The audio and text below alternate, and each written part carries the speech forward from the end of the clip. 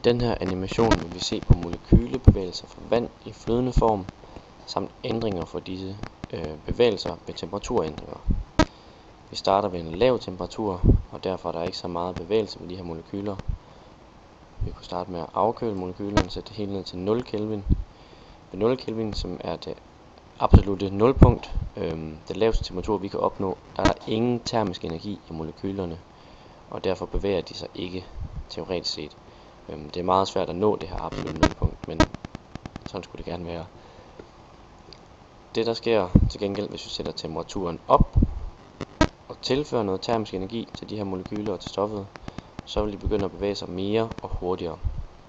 Og det er fordi, jo mere termisk energi et stof indeholder, jo hurtigere bevæger molekylerne sig også. Man kan også sige, at temperatur er et udtryk for, hvor meget termisk energi et stof indeholder.